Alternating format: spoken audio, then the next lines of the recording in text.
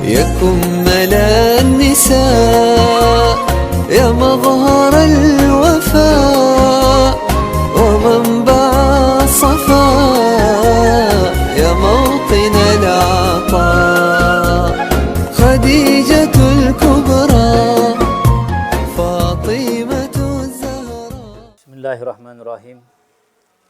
الحمد لله رب العالمين. Wassalatu wassalamu ala sayyidil anbiya wal mursalin sayyidina wa habibina sayyidil awwalin wal akhirin sayyidina Muhammadin wa ala alihi wa ashabihi wa tabi'in wa man tabi'ahum bi ihsanin ila yaumiddin, amma ba'du. Pemirsa Dalwa TV, dalam program Nisauna yang dimuliakan dan dirahmati oleh Allah Subhanahu wa taala, semoga kita selalu diberikan lindungan oleh Allah Subhanahu wa taala dari segala musibah, dari segala fitnah, dan khususnya diberikan lindungan oleh Allah Subhanahu wa taala dari suatu yang membuat murka Allah Subhanahu wa taala kepada kita semuanya. Amin ya rabbal alamin. Pemirsa Dalwa TV yang dirahmati oleh Allah Subhanahu wa taala, pada kesempatan kali ini insyaallah kita akan sedikit membahas salah satu daripada istri Nabi Muhammad SAW, yaitu Sayyidatuna Aisyah. Yang mana Sayyidatuna Aisyah ini diberi gelar dengan gelar Ummu Abdillah, atau diberikan kunya dengan kunya Ummi Abdillah. Yang memberikan kunya itu sendiri An-Nabi SAW secara langsung. Sayyidatuna Aisyah mengatakan kepada Rasul SAW, "Ya Rasulullah, kannaita nisa'ak." Ya Rasulullah, engkau memberikan kunyah. Kunyah itu yang dinisbahkan kepada Abu atau Abu Hanifah, Abu Salamah, atau Ummu Salamah, Ummu Sulaim, dan lain sebagainya. Ya, Ummu Muhammad, Ummu Zain, dan lain sebagainya. Maka Sayyidatuna Aisyah mengatakan kepada Rasul SAW, "Kanaita nisa'ak faknuni." Engkau ya Rasulullah memberikan kunyah kepada banyak wanita, maka berikan kepadaku kunyah secara langsung oleh anda ya Rasulullah. Maka Rasulullah SAW mengatakan, "Takanni bi ibni ukhtik Abdillah." Ambillah kunyah dari ponakan anda sendiri yang tidak lain putra daripada Sayyidatuna Asma binti Abu Bakar As-Siddiq.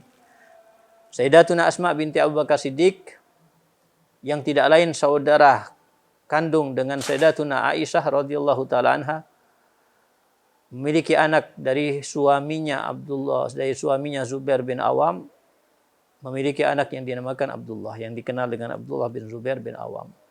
Maka Rasul SAW memerintahkan kepada Sayyidina Aisyah untuk mengambil gelar dari ponakannya ini, Ummu Abdillah.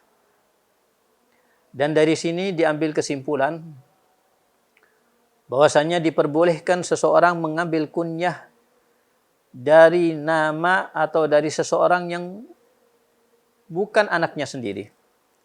Atau bahkan boleh mengambil kunyah dengan kunyah walaupun dia dengan kunyah tertentu walaupun dia tidak memiliki anak.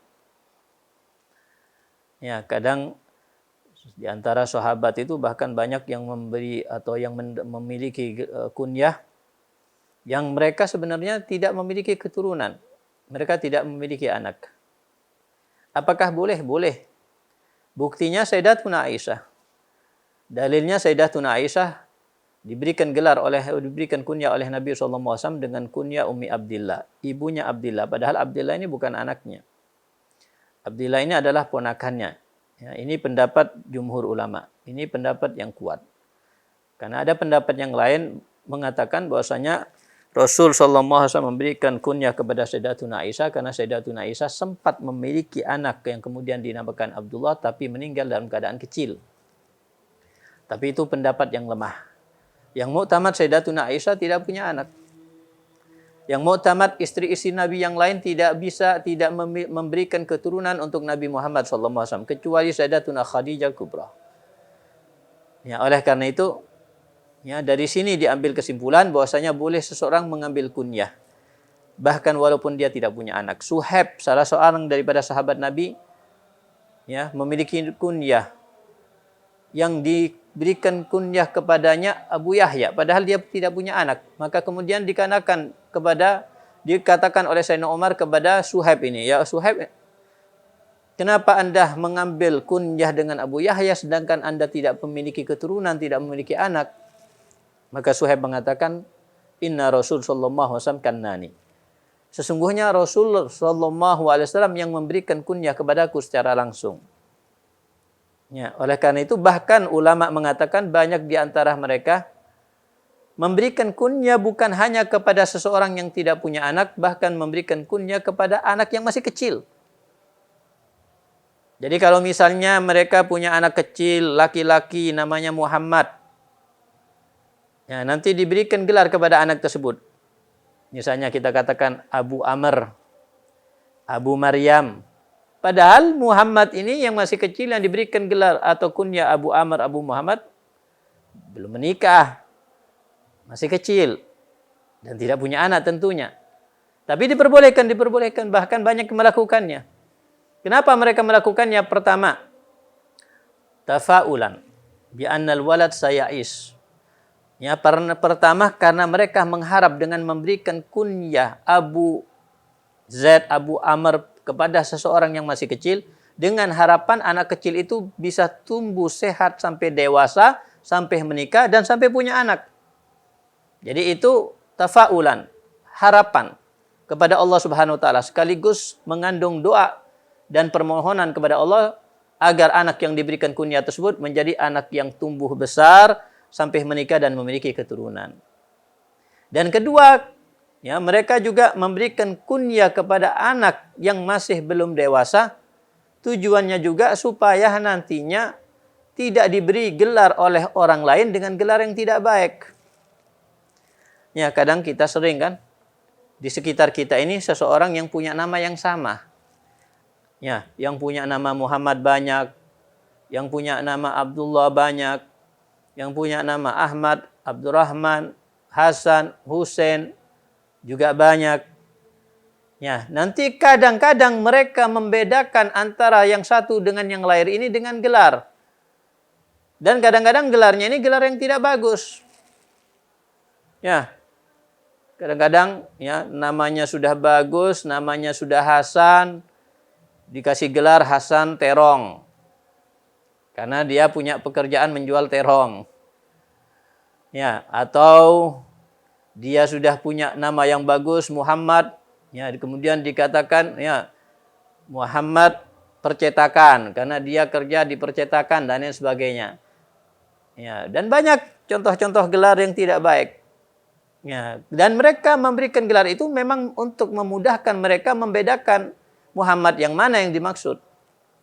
Ya, Ahmad yang mana, Abdullah yang mana, Hasan yang mana.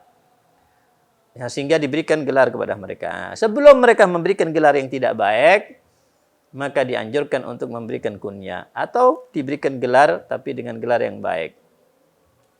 Ya, itulah ya kenapa Sayyidatuna Aisyah ya diberikan oleh Nabi secara langsung dengan kunyah Ummu Abdillah. Dan beliau juga punya gelar yang lain. Selain kunyah punya gelar yaitu Habibah Habibillah. Beliau punya gelar Habibah Habibillah, yakni kekasihnya kekasih Allah. Kekasihnya Nabi Muhammad. Yang tidak lain Nabi Muhammad adalah kekasihnya Allah. Diberikan gelar juga dengan As-Sadiqah Ibnatu Siddiq. Beliau adalah wanita yang jujur. Yang tidak lain putri daripada As-Siddiq, yakni Sayyidina Abu Bakar As-Siddiq. Beliau juga diberikan diberikan juga gelar dengan Al-Bari'ah Al-Mubarra'ah. Al-Bari'ah yang bebas daripada tuduhan. Al-Mubarra'ah yang ya dibebaskan daripada tuduhan yang keji. Ya, kita tahu sempat Sayyidatuna Aisyah ini dituduh oleh orang-orang munafik dengan tuduhan yang keji. Dengan tuduhan zina. Ya, menuduh orang lain dengan tuduhan zina ini dinamakan qadzaf. Dan orang yang menuduh dengan tuduhan zina kepada orang lain akan menghabiskan amal ibadah 100 tahun yang dia lakukan. Jadi ibadah yang dilakukan selama 100 tahun dengan lelah, dengan capek akan hilang pahalanya hanya dengan dua kalimat yang satu atau dua kalimat tersebut menuduh orang lain berbuat zina. Baik mengatakan kepada orang lain ente pelacur, baik mengatakan kepada orang lain dia orang yang pezina, atau mengatakan fulan selingkuh dengan fulana dan lain sebagainya. Maka itu qadzaf. Dan di dalam Islam itu diberikan sanksi dengan sanksi 80 kali cambukan. Ala kulli hal, dalam suatu peperangan, rombongan daripada sahabat Nabi SAW itu sempat istirahat di suatu tempat. Sayyidatuna Aisyah pun turun dari kendaraannya. Yang kemudian Sayyidatuna Aisyah ketika turun, tanpa disadari kalung yang melekat di lehernya itu jatuh. Dan Sayyidatuna Aisyah tidak sadar. Sadarnya ketika mereka sudah akan bergerak untuk melanjutkan perjalanan pulang ke Madinah Al-Munawwarah. Jadi ketika Sayyidatuna Aisyah sudah menaiki ontahnya, yang ontah itu di atasnya sudah disiapkan tempat atau pangkuan yang ditutupi dengan kain sehingga tidak terlihat oleh laki-laki daripada laki-laki yang bukan mahramnya. Maka ketika Sayyidatuna Aisyah sudah naik, kemudian mereka sebenarnya sudah siap untuk berangkat, Sayyidatuna Aisyah mendadak sadar. Mendadak turun dari kendaraannya, sadar kalau kalung yang ada di lehernya jatuh. Dan ketika Sayyidatuna Aisyah turun tanpa dilihat oleh laki-laki, mereka sahabat Nabi tidak melihat kepada istri-istri Nabi terkhususnya, apalagi ini Sayyidatuna Aisyah. Sehingga mereka tetap membawa ontah tersebut dan dikira Sayyidatuna Aisyah berada di dalamnya. Sedangkan Sayyidatuna Aisyah mencari kalung yang hilang. Dan Sayyidatuna Aisyah sebenarnya bukan karena sedih dan cinta kepada kalungnya, tapi karena Sayyidatuna Aisyah menjaga amanat yang sebenarnya itu adalah kalung daripada saudara perempuannya Sayyidatuna Asma. Beliau meminjam daripada saudaranya Sayyidatuna Asma kalung yang dipakainya, kemudian ketika sadar bahwasanya tertinggal atau terjatuh, maka beliau berusaha untuk mencarinya untuk menjaga amanat. Maka kemudian Sayyidatuna Aisyah ketika kembali ke tempat kendaraannya, maka sudah melihat mereka sudah pergi dan berjalan. Dan Sayyidatuna Aisyah seorang wanita sendirian, tidak mungkin berjalan sendiri. Maka Sayyidatuna Aisyah hanya diam di tempatnya sampai tertidur. Kemudian tidak lama dari itu ada seorang sahabat Nabi yang bernama Sofwan bin Mu'attal yang memang ditugaskan oleh Nabi SAW untuk bergerak di akhir rombongan. Yang tujuannya kalau ada yang tertinggal daripada jamaah atau ada harta yang tertinggal, maka Sofwan bin Mu'attal ini sahabat Nabi yang mulia, sahabat Nabi yang dicintai oleh Nabi, sahabat Nabi yang banyak menghadiri jihad bersama Nabi, bahkan meninggalnya pun dalam keadaan jihad. Maka kaget ketika melihat Sayyidatuna Aisyah tertidur di tanah. Langsung spontan mengatakan inna lillahi wa inna ilaihi raji'un. Ucapan Sayyidina Sofwan bin Mu'attal ini membangunkan Sayyidatuna Aisyah. Dan Sayyidatuna Aisyah ketika bangun, maka Sofwan bin Mu'attal menjauh daripada ontanya, kendaraannya, agar ditunggangi oleh Sayyidatuna Aisyah. Dan kemudian Sayyidatuna Aisyah menunggangi onta tersebut, dan di belakangnya dijaga oleh Sofwan bin Mu'attal untuk menyusul rombongan yang sudah berjalan terlebih dahulu. Sampai ketika menyusul rombongan tersebut, maka di antara mereka ada orang-orang yang munafik yang kemudian mengobarkan fitnah. Yang kemudian ceritakan dari mulut ke mulut bahwasanya Sayyidatuna Aisyah selingkuh dengan Sofwan bin Mu'attal, naudzubillahi min dzalik. Dan itu adalah kesempatan besar untuk menuduh istri Nabi berbuat zina bagi orang-orang munafik. Terutama yang paling besar, yang paling getol untuk menyebarkan fitnah tersebut, ketua daripada orang-orang munafik, yakni Abdullah bin Ubay bin Salul. Dialah yang paling getol untuk menyebarkan fitnah tersebut. Tapi alhamdulillah, Allah Subhanahu wa taala tidak membiarkan hal tersebut berlanjut. Tidak membiarkan kabar tersebut dari mulut tersebar sampai ke seluruh penjuru Madinah. Allah Subhanahu wa taala menurunkan ayat. Yang ayat itu membebaskan tuduhan yang dilontarkan oleh orang-orang munafik kepada Sayyidatuna Aisyah. Innal ladzina ja'u bil ifki usbatum minkum la tahsabuhu syarran lahum bal huwa khairul lahum. Sesungguhnya yang membawa kabar tuduhan zina kepada Sayyidatuna Aisyah tidak lain adalah golongan dari kalian sendiri, dari kaum muslimin yang mengaku Islam, yang mengucapkan syahadat, dan mereka orang-orang munafik, mereka mengucapkan syahadat. Mereka kumpul juga bersama Nabi, sahabat-sahabat yang lain. Mereka mengaku beriman kepada Nabi, cuma hati mereka tidak beriman kepada Nabi. Hati mereka ingkar kepada risalah yang dibawa oleh Nabi Muhammad SAW. Maka dikatakan oleh Allah Subhanahu wa taala, innal ladzina ja'u bil ifki usbatum minkum la tahsabuhu syarran lahum bal huwa khairul lakum. Likulli imri'in minhum maktasaba minal ism. Wa man yatawalla kibrahum minhum lahu adzabun adzim. Sesungguhnya mereka orang-orang yang memberitakan kebohongan dan tuduhan keji, tuduhan zina kepada Sayyidatuna Aisyah tidak lain berasal daripada golongan Anda sendiri, wahai Muhammad. Dan masing-masing yang menyebarkan akan mendapatkan bagian daripada dosa. Dan di antara mereka ada yang getol menyebarkannya ini, termasuk Abdullah bin Ubay bin Salul, ketua munafikin, akan mendapatkan azab yang pedih dari Allah Subhanahu wa taala. Maka ayat ini membebaskan Sayyidatuna Aisyah dari tuduhan mereka, dan yang membebaskan tidak lain langsung dari Allah Subhanahu wa taala, sehingga diberikan beliau gelar dengan gelar Al-Bari'ah, yang bebas dari tuduhan, Al-Mubarra'ah, yang dibebaskan tuduhannya oleh Allah Subhanahu wa taala secara langsung. Bahkan pembebasan tuduhan zina dari Sayyidatuna Aisyah ini diabadikan di dalam Quran, bahkan dibaca setiap saat oleh kaum muslimin sampai hari kiamat. Inilah termasuk laqab atau gelar yang diberikan kepada Sayyidatuna Aisyah, Al-Bari'ah Al-Mubarra'ah. Dan Sayyidatuna Aisyah ini lahir 5 tahun setelah Nabi SAW diutus sebagai Rasul. Diutus sebagai Nabi. Nabi SAW umur 40 tahun dilantik sebagai Nabi, sebagai Rasul. Berarti ketika Nabi SAW umur 45 tahun, maka dilahirkan Sayyidatuna Aisyah. 45 tahun.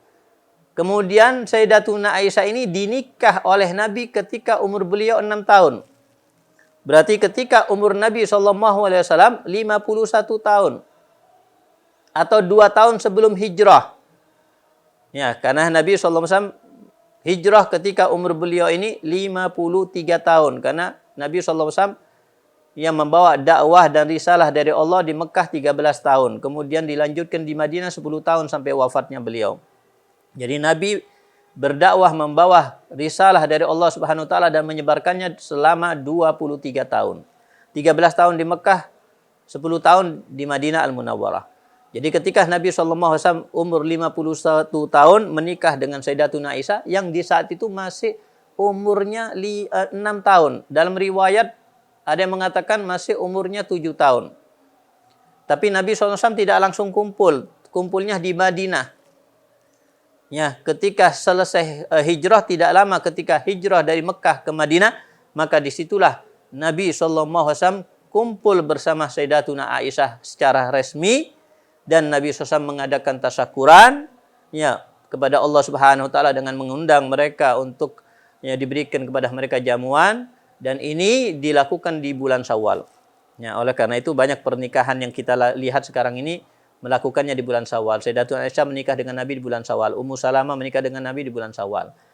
Dan bulan-bulan apapun semuanya bulan yang barokah. Karena ada sebagian orang yang mengatakan kalau menikah di antara 2 hari raya Idul Fitri dan Hari Raya Idul Adha, menikah di antara 2 hari raya ini tidak baik.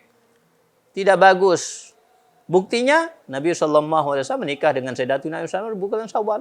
Ada yang mengatakan nikah di bulan Syawal tidak baik. Buktinya Sayyidina Ali bin Abi Thalib menikah dengan Sayyidah Fatimah Zahra bintu Rasulullah SAW di bulan Syafar.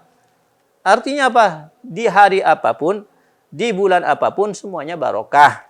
Walaupun ada waktu-waktu yang dikatakan oleh fuqaha yang lebih afdal untuk dilaksanakan pernikahan di waktu tersebut. Tapi semuanya barokah.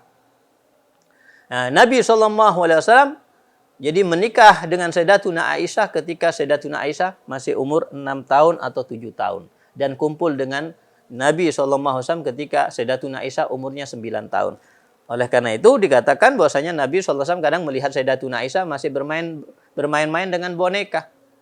Bermain-main dengan boneka yang berbentuk kuda. Yang kuda itu dikatakan oleh Sayyidatuna Aisyah, ini kudanya Nabi Allah Sulaiman alaihissalam.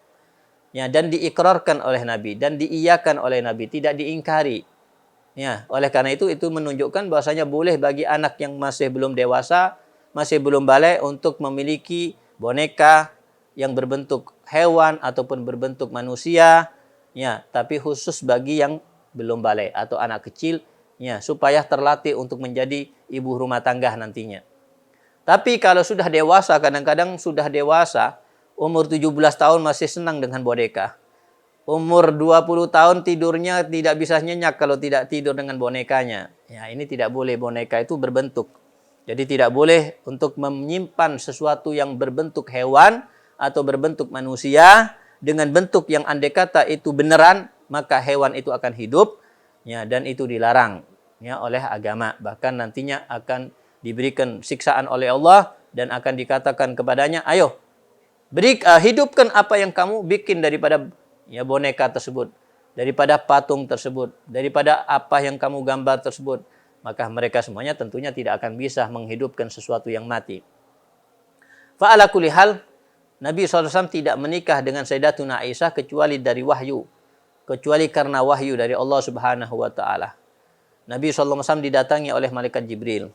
Dan kemudian malaikat Jibril mengatakan kepada Nabi Muhammad SAW, Innallaha qad zawwajaka bibnati Siddiq. Sesungguhnya Allah Subhanahu wa Ta'ala telah menikahkan Anda, wahai Muhammad, dengan putri daripada Sayyidina Abu Bakar As-Siddiq. Yang ketika itu Rasulullah SAW tidak kenal dengan Sayyidatuna Aisyah. Bahkan di saat itu Jibril membawa foto, gambar atau